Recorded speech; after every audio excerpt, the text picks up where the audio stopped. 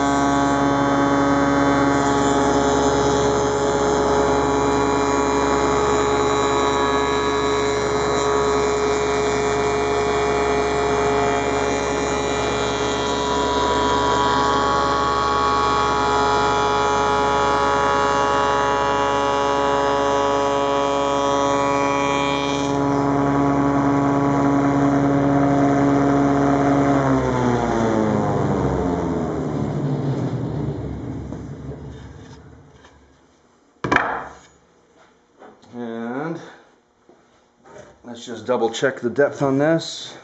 My calipers. What do we have here? We've got 1/2 inch and just a hair under 5/8. Perfect. Okay, so now it's time to move on to doing the truss rod access cavity. In the past, we had always done this with you know, a variety of jigs and blocks that hold a Forstner bit at an angle. Basically, it was a pain. I just picked up this super nifty new jig from Stu Mac, and it's made exactly for this purpose. So let's try it out.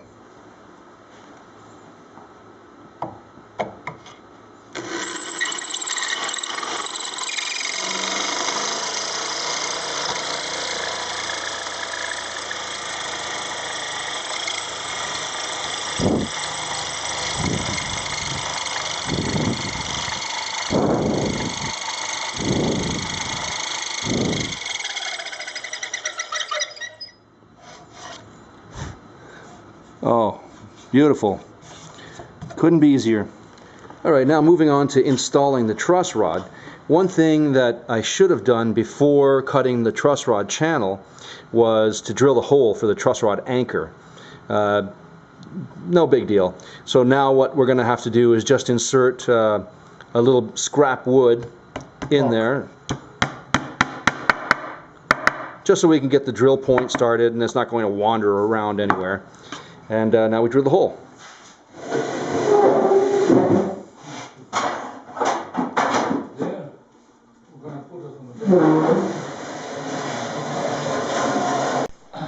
This was over there.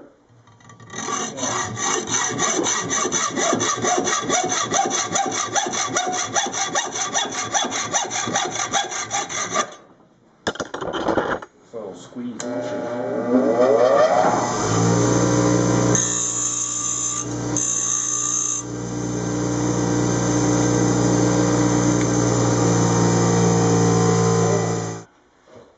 Uh-oh.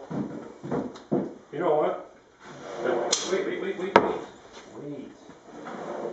Well, you go back. No, not that. There might not have been any nails. One is holding. One, maybe two.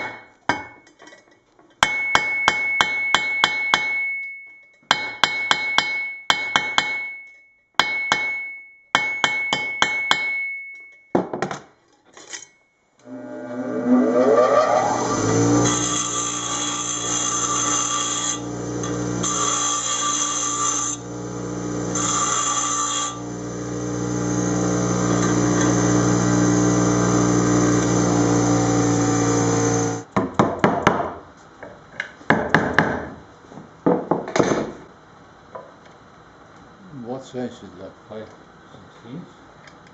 Outside?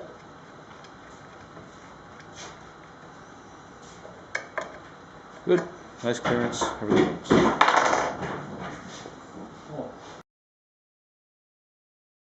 Here we have the maple filler strips for the truss rod, and we're just putting a little bit of a taper on it so that it inserts easily and it doesn't scrape the glue off the walls as it goes in. There was a blacksmith that when I was going from school, and we were chasing a couple of boys, and I threw a stone at them, okay, and it landed on the blacksmith roof, and you know, those roofs, those clay, you know, clay. Oh. Yeah, the clay tiles, yeah. Yeah. And bang, bang, bang, bang, bang, bang, you know, Yep. blacksmith came out, what is that? And he saw me, okay, having stone in the hands, okay, running after the boys. And he was after me, and he was a big guy, Big burly man. and he slapped me this way and kicked me in the ass, okay. Oh boy. Well, I guess you didn't do that again. No. And then he sent me on, I think, yeah, I was out of school already. something to go to blacksmith, and I didn't want to go. I didn't want to see that man. And then later on, years later, when I think I just came from the army, but he said, no, I finally found out. He said, why I didn't want to go to blacksmith. I was talking to him, okay, to blacksmith, and because my father was telling him that he sent him to him, and I didn't want to go. And then the blacksmith told him, but now I know why I did, why I refused to go there. No, okay. All right, so Now the fun begins. tight bond.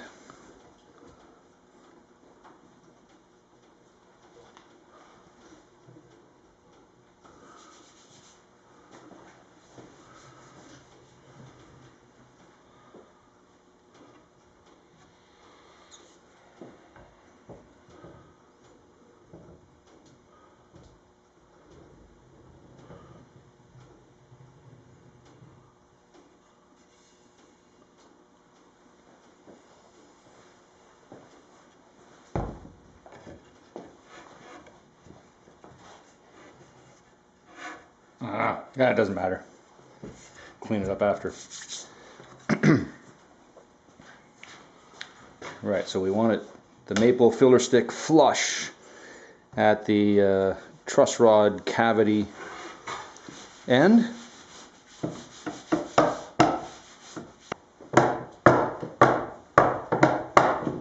Yeah.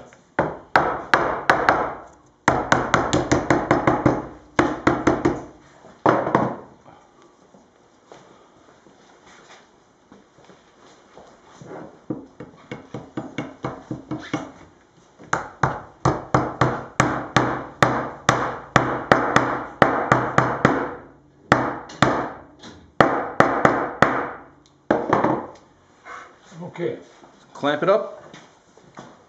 clamp it up. We can use this one. Oh, we can use this. Yeah, sure.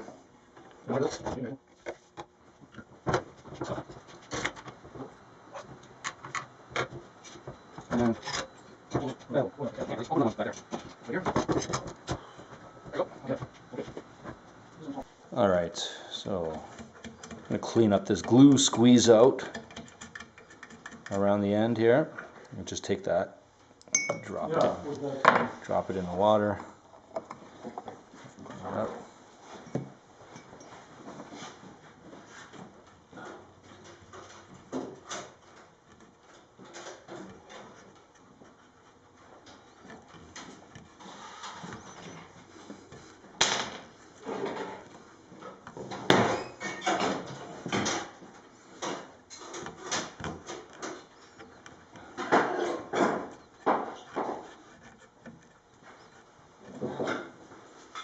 I think that looks pretty good. Get that nut out. And I'm going to stick the nut back on, just so that if there's any residue of glue on those threads, it won't gum it up. We'll worry about putting on the half moon washers afterwards. This is just to keep the threads clean.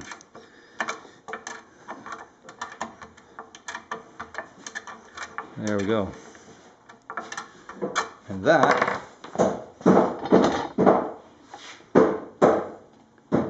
is the truss rod installation. Alright, so now to make some quick work of planing this down flush, I'm just going to use this block plane, and it's set for a fairly heavy cut. And then just before it's flush, I'll switch to this number 6 and clean it up then with this set really fine.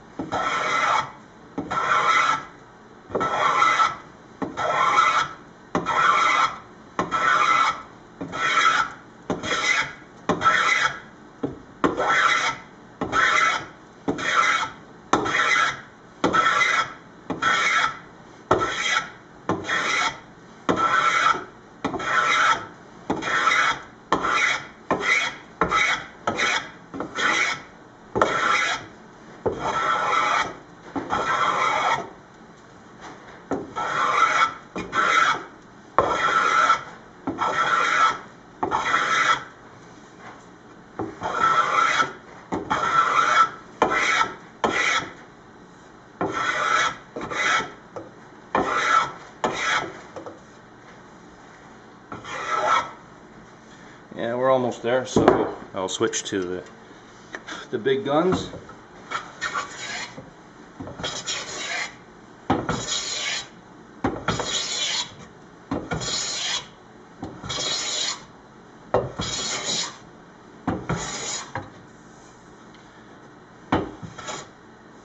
And that's it. Oh, and knock this little end down.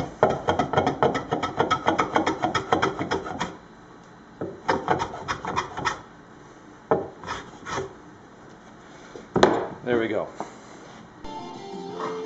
Okay, now I'm going to show you my jig for cutting the tenon on the neck.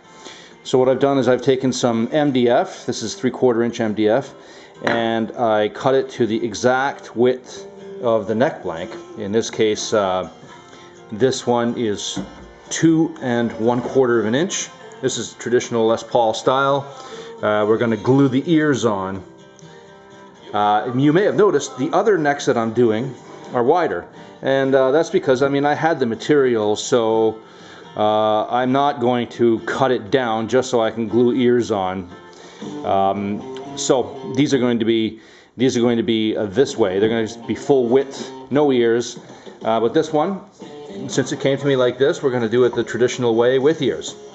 So as I said, this blank is 2 1/4 inch wide, and I cut a couple of pieces of MDF exactly the same width. And what we're going to do is construct a little box with this MDF.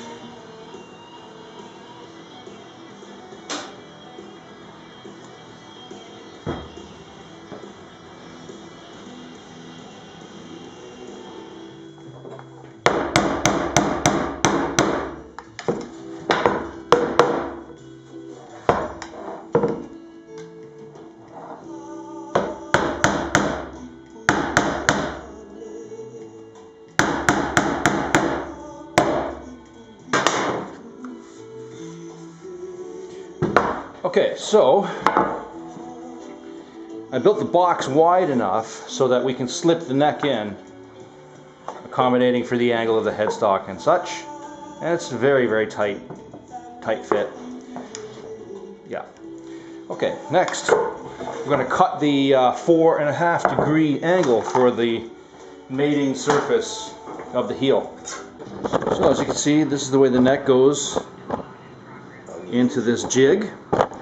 And now we're going to cut this jig down to the 4.5 degree angle. So I'm just going to give it a mark here. This is already set to 4.5 degrees. There we go. And we're going to tilt this table saw blade to 4.5 degrees and cut the whole box in one shot. Alright, so before I make my cut, I make sure that this cross-cut guide is dead nuts square to the table saw.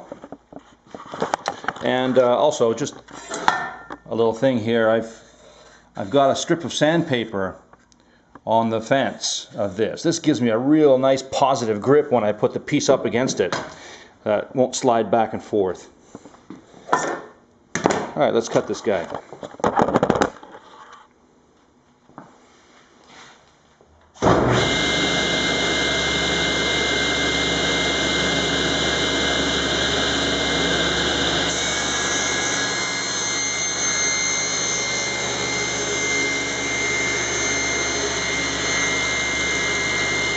Okay, that's all we need. Even though it didn't make it all the way through, the reason I made the box so wide is because it gives me a little more solid footprint on the router table itself. If it was narrow enough for the table saw blade to get through this, you know, it would be a little bit more possibly unstable on the router table. But that doesn't matter. All we need to do is just go as far as the depth of the tenon, and this is plenty far enough. I'll just chop out this waste material, and we're ready to use this jig. Okay, so we have the neck fastened into this jig. What I did was I put a couple of strips of 2A tape on the fretboard gluing surface, and kind of clamped it to that surface there, and then just for good measure, a couple of wood wedges here so that it really is solid. It's not going to move around. Alright, so now on the router table we've got a follower bearing bit, and we're going to just take the tenon and we're going to cut it way oversized and then gradually get it to 1.5 inches thick, but I'm going to leave it thicker than 1.5 inches. That way I'll have room to play with it when I need to adjust the mortise and tenon fit for the final fit of the neck in the guitar. So here we go.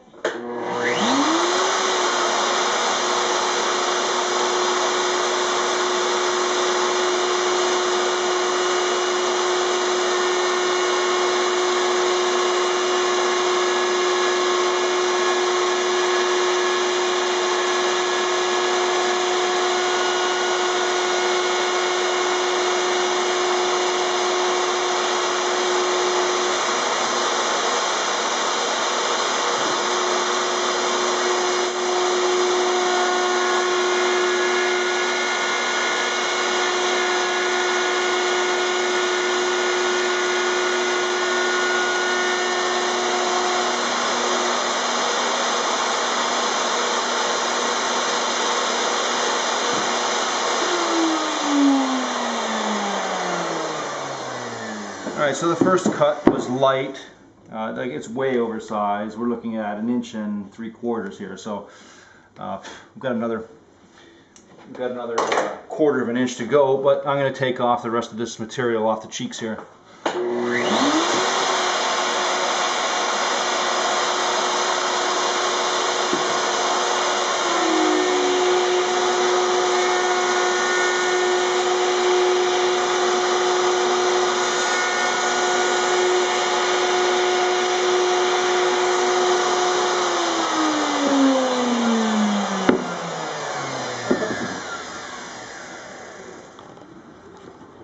So the whole point of this jig is to make a clean cut on the cheek here, and so that the other cheek, so that both cheeks are basically perfectly square to each other and exactly at the same angle. So there's the tenon. It is about 25 thousandths of an inch oversized this way, and also the whole tenon is about 25 thousandths of an inch oversized this way. This gives me room to play with it in the final fit. And also the tenon is long, as you can see here on the blueprint. I'll trim that off